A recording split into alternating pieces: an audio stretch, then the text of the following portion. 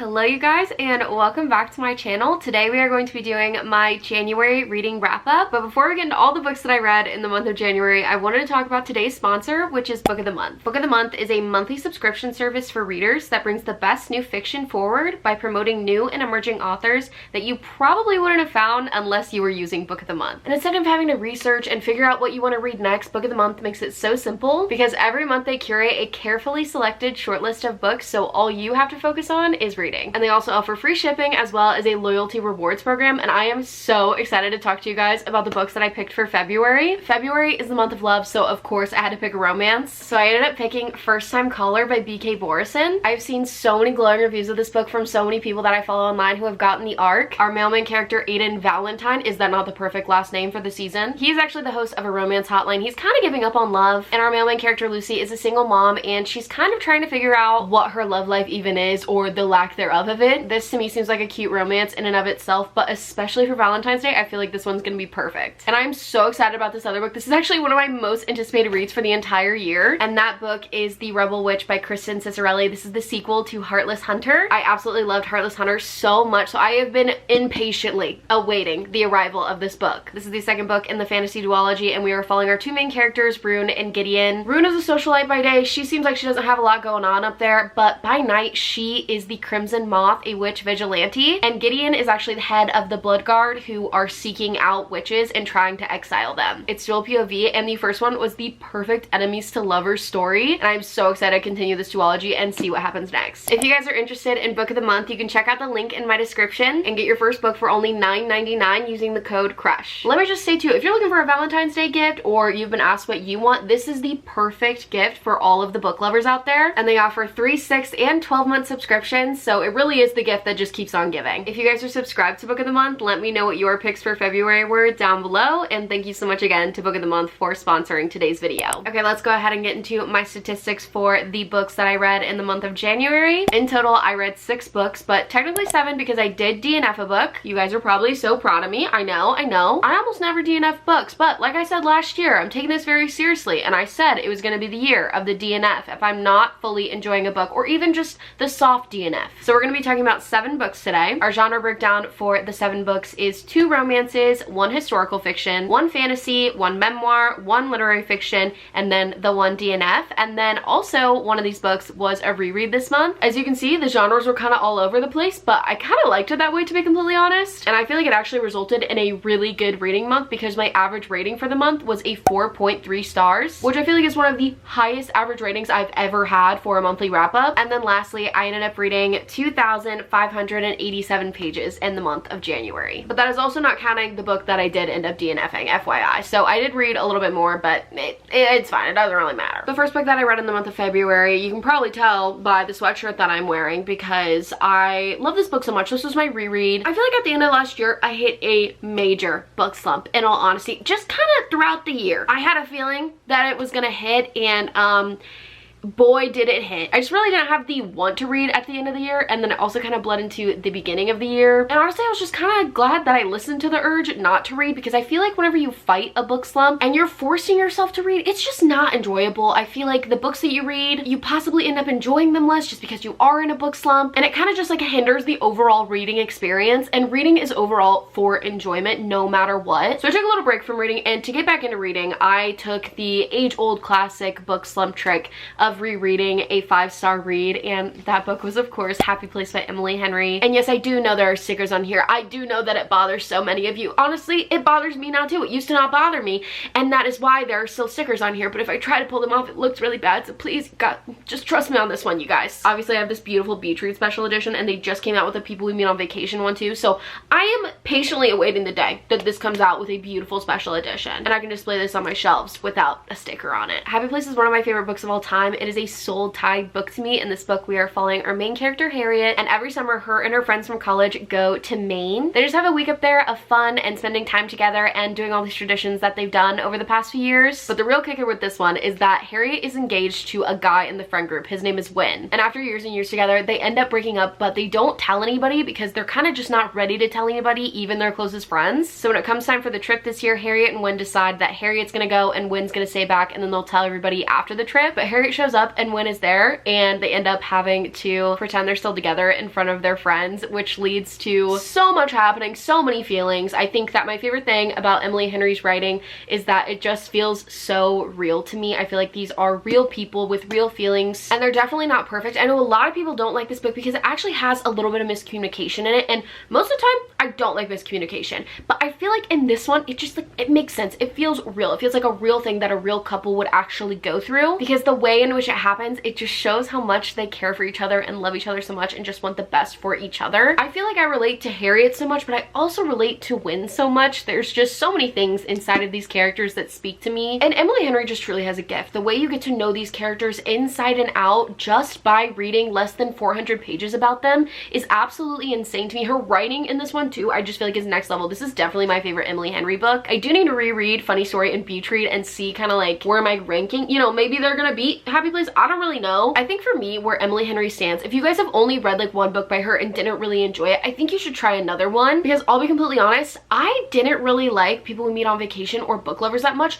but I love the rest of her books. So I really think you have to relate to the characters and see a little bit of yourself in them in order to really love and enjoy her books. Now, obviously that doesn't take away from her beautiful writing and the amazing in-depth stories that she does create, but for me, Happy Place will just always take the cake, so much so that I literally have a crew neck of Knott's Harbor, Maine, which is the fictional place inside the book. I could literally go on about this book for hours, so I think I'm gonna do us all a favor and put it down, but let me just say, if you have not read this yet, please read this. I love this book so much, and this was such a great start to the month. Highly recommend, if you're feeling slumpy or if you feel like a lot of books haven't been hitting recently, to reread a favorite book, because this honestly catapulted into one of the best reading months I think I've ever really had. The next book that I ended up reading in the month of January was a memoir, and it was Loud by Drew F. Wallow. I have followed her for a very long time on social media, and I'd heard she came out with a memoir, so I've been wanting to read it for quite a while, and actually listened to this on Libby because she did narrate her own memoir. I love it whenever authors do that. I think it's so cool, because it's like you're really getting to experience their experiences while like they themselves who wrote it are telling you about it. It almost feels like a podcast in a way, which is super cool. I feel like a lot of the times too, you don't really get to experience a memoir from somebody who is still pretty young, because she is only 29 years old, and most of the time memoirs are about your life, right? So you have to have a lot to write about, but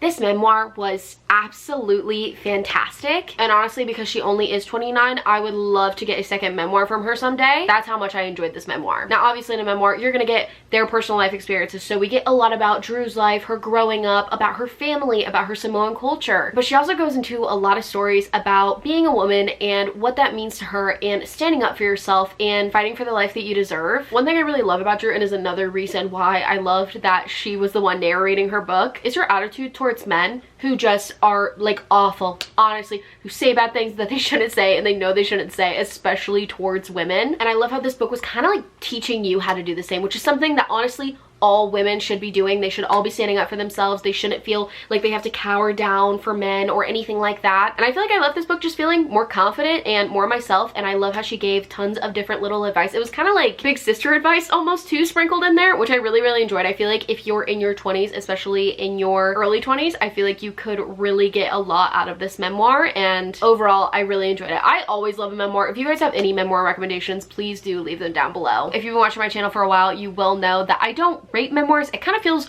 wrong to rate people's life experiences for some odd reason. I don't know why, it just like kind of feels weird to me, but this is definitely one of my favorite memoirs that I have ever read. The next book that I read was a literary fiction, and it was Margo's Got Money Troubles by Ruthie Thorpe. This book is about our main character Margo, and as you probably could have guessed, she has money problems. She got unexpectedly pregnant by one of her college professors, and now she's kind of like putting a pause on college to raise her child. And she also has very interesting relationships with both of her parents. Both of her parents are very interesting in and of themselves. Her dad is like an older famous WWE wrestler, and he is also an addict. He was also out of the picture most of her life, but she grew up with her mom, and her relationship with her mom is kind of one where the mom is just kind of like a selfish, vain person, in all honesty. Her mom is also an addict, but in a different way than her dad, and overall her mom's just kind of like fake. Like her mom's just almost like not a real person, because that's not who she wants to be perceived as. She wants to hide her own identity. And I feel like whenever you grow up with somebody like that, it can be a lot and honestly like very confusing. So honestly, she doesn't really have a lot of support from her parents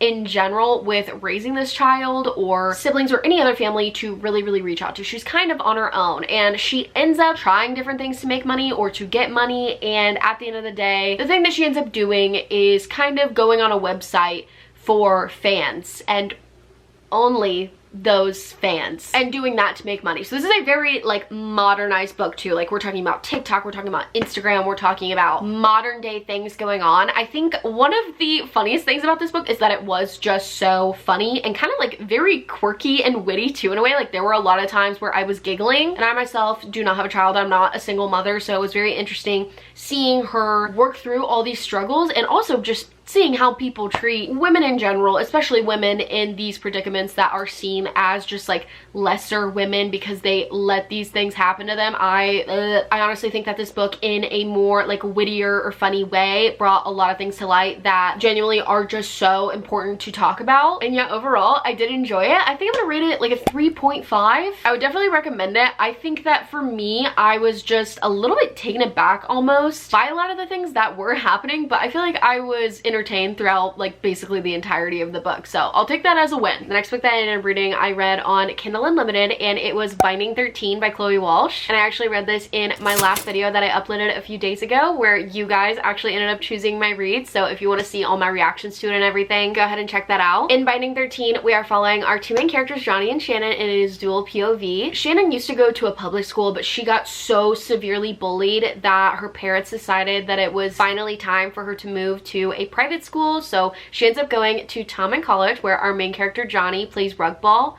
Rug ball? No, that literally sounds like a form of sports ball. We're just gonna go with it. He plays rug ball. Huh. Anyways, Johnny is basically the star of the rugby team, and he is so good at rugby that he has like scouts that have already scouted him, and he's a part of like this big rugby thing called the Academy. I don't really know. I don't know a lot about sports, so that's really what I got from it. All I know is that he's really good, so just know that going in. Shannon and Johnny end up meeting in a very interesting way, and the story just kind of goes from there. It's pretty character based, to be completely honest. We're just kind of following Johnny and his life, Shannon and her life. I feel like this one did start out a little bit slow because you really do need time to get to know these characters and get to know also the side characters. I feel like the entire time that I was reading this book, I was comparing it a lot to One Tree Hill, and I was also listening to a playlist that gave me One Tree Hill vibes. So it could have been that, but I feel like if you've seen the show One Tree Hill, you'll know that it is very high school, while also having things that high schoolers don't do or say or don't happen to them, but also talking about very real things that happen in real life. And this book definitely does that. My heart literally broke into a million pieces for Shannon so many times over reading this book. I just wanted to give her the biggest hug and be her best friend and be there for her. And Johnny feels the exact same way about Shannon as I do. He just wants to protect her and be there for her and love on her, and I am so excited to continue this series. I feel like there's definitely going to be a 5-star from this series for me. This one wasn't. I think I'm gonna stick with a 4.5. There were just a few things from this book that weren't my favorite. I feel like there were a few times where there were kind of like retellings of moments when it's actually a pretty long book and there's a lot going on. But even though there's a lot that happened, I feel like we don't really need the retelling of those moments, almost like word for word or super in-depth. Shannon was also described as like tiny or small, and that just kind of gives me the ick a lot of the time. I don't really enjoy that. And then also the chapter names were pretty interesting, if I do say so myself. But besides all those things, I really enjoyed it. It was just very entertaining and intriguing, and I loved it a lot. If you like One Tree Hill, I highly recommend reading this book in this series. Just know before you go into it, please check trigger warnings, because there are some things that are pretty hard to read,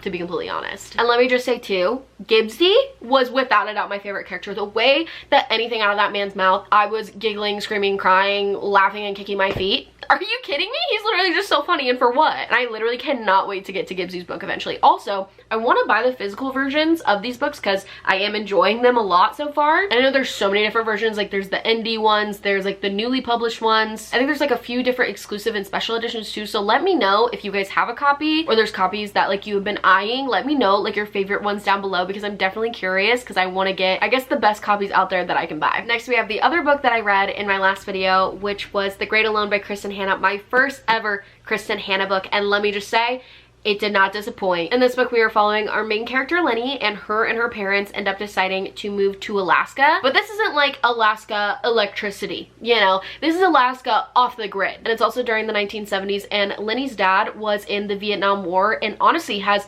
severe PTSD from the Vietnam War. And there are a lot of things that end up happening because of that. Again, please check trigger warnings for this book as well as Binding 13, because there are a lot of things in here that are honestly hard to read as well. In this part of Alaska, whenever you're living off the grid, you have to do everything yourself. You have to build a garden, you have to have goats and chickens, you have to go hunting for all your food. And obviously Alaska during the winter time, it is so cold and so snowy that if you can't go to the supermarket to buy anything, you have to prep so much in the summer to just live and like stay alive during the winter. So there's a lot of work that goes into living in this part of Alaska in the 70s. This book was so interesting and enticing to me from the very beginning. I feel like Lenny had to deal with so many things that she shouldn't have had to deal with, so many things that were just completely out of her control, but she just went with it and she tried her best to kind of like see the light at the end of the tunnel. We get to see Lenny grow as a person, and I think that's such a beautiful thing to see in a character. There was so much that happened in this 500-page book that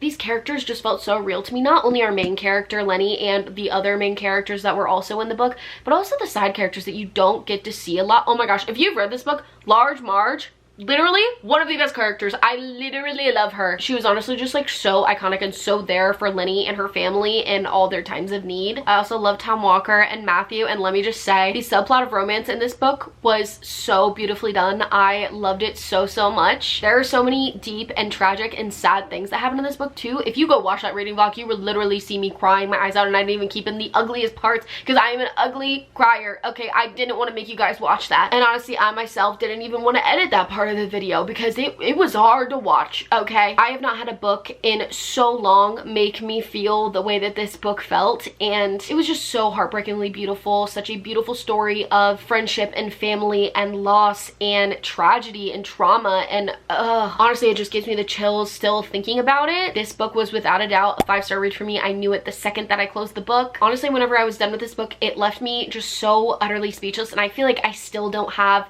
enough to say about it because I just loved it so much that I feel like whenever I love a book so much, I can't stop talking about it. But this book just, it just left me speechless. I don't know what else to say. If you haven't read this book yet, I highly recommend it, and I cannot wait to read the rest of Kristen Hanna's work over my lifetime. I know she has so many books out there, so if you guys have a favorite, please leave it down below, and hopefully I will get to it very soon. The next book I read was the only fantasy that I read. It was a YA fantasy, and it is Legendary by Stephanie Garber. This is the second book in the Caraval trilogy. In this series, we are following our two main characters, Scarlett and Donatella. They are sisters. The first book we follow Scarlett, and in the second book we are following Donatella. And in the world that they live in, there's this game called Caraval. Caraval is a game of, honestly, deception in a way. You really never know what's gonna happen, and everything throughout Caraval is fake, and it's just so twisty and turny and honestly just like confusing. I feel like I say this every single time that I talk about a Stephanie Garber book, but you just really know where Miss Stephanie Garber is going with her plot, and she had so much mystery to her fantasy books. I just really love how you just really never know what's gonna happen next. I do have to say there was one big thing that I just kind of like knew in this book, and I don't know if it's because I subconsciously got it spoiled for me or what, but I kind of knew one big thing, but everything else I really didn't know what to expect or what was gonna happen. With the Caraval series, I don't really fully know my thoughts yet. I think I need to finish it to know how I feel, but I definitely like the Once Upon a Broken Heart series more than the Caraval trilogy so far. I feel like I just don't really feel connected to the characters, I guess, in the Caraval trilogy, and I feel like I'm more or less more confused than satisfied more than anything, which I don't really know how I feel whenever that's my feelings leaving a book. I did just finish this one earlier today. I rated the first one a 3.5, and I think I'm gonna rate the second one a 3.5 as well. Again, it's not really my personal favorite. I can see why people definitely enjoy these books though, and there were definitely parts that I did enjoy. I just don't really think that this trilogy is my favorite. I am going to finish it just because I only have one more book to finish in the trilogy, but I feel like I still stand by the fact that you don't need to read the Caraval trilogy before you read Once Upon a Broken Heart if the Caraval trilogy just doesn't really interest you, I guess. But I also think my experience with the Caraval trilogy would have been different though if I read that first, because the events of this do take place first and do spoil a few things in the Once Upon a Broken Heart trilogy. So it kind of just depends like what you're wanting or how many books I guess you want to commit to. But overall, I am pretty intrigued to see where the rest of the series ends up going and how it ends. I was just about to end off this video and then I realized I forgot to talk about the book that I ended up DNFing. It was Before the Coffee Gets Cold. I think this one is going to be a soft DNF. I know a lot of people love and adore this book. It's basically about a time traveling coffee shop and there's like a ton of rules and things that go into it, and I definitely like learned a few things while I was reading it about like the plot and the book and stuff like that. I think I stopped at maybe like 30 or 40%. I can't exactly remember, but I was listening to it and I think it was just a hard book to listen to because there's so many extra details and things that I feel like I missed. So